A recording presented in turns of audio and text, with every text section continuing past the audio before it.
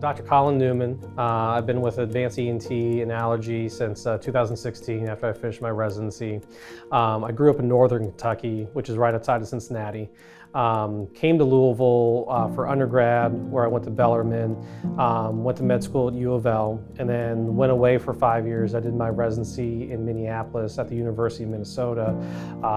Lucky enough to actually meet my wife there, brought her back here in 2016, and since then we have 2 kids, a 7-year-old boy and a 5-year-old girl. A lesser known fact about me is I was actually born in North Dakota.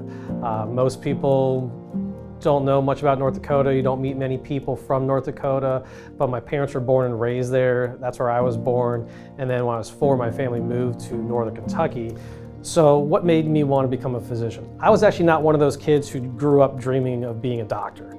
I was always really good at biology and chemistry growing up. Those are my favorite subjects in school. And so when I went to Bellarmine, I was a double major in biology and chemistry, but I had no idea what I was going to do with those degrees. My girlfriend at the time, her best friend was in all my biology and chemistry classes, and she was gung-ho on med school. And I figured maybe I should look into this. And the summer after my sophomore year, I was able to shadow a couple different doctors in a couple different specialties, and I thought, yeah, this seems pretty cool.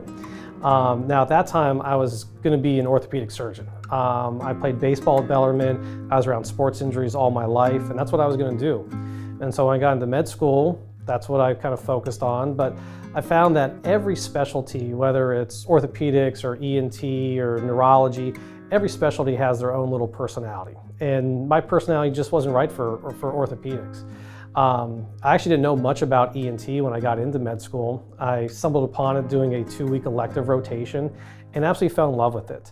There's a couple things that stood out to me. One, you take care of newborns and 100-year-old patients, so a wide range of ages.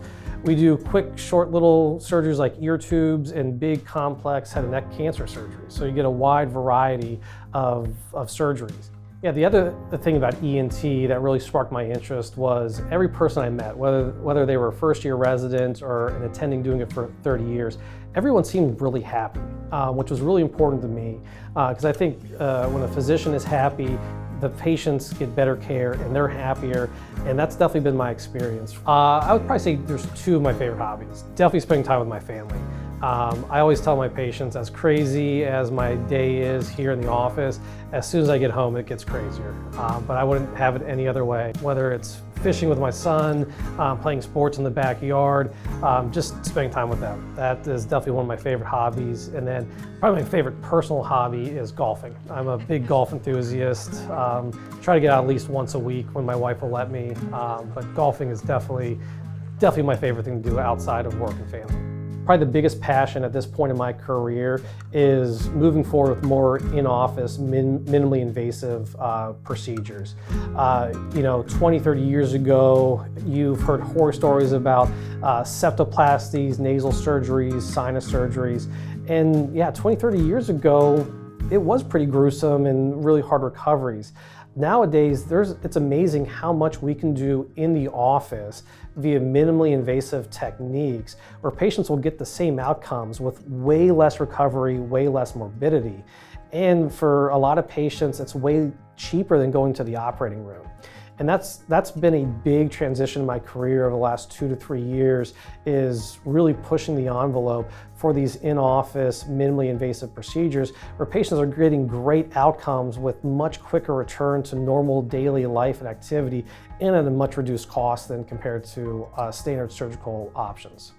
If I could have my patients know one thing about me, or if you talk with any of my previous patients, I think the one thing that will stand out when you talk to them, and I want any future patients to know, is that I'm always going to sit down and listen. I tell every patient that their time is my time is their time.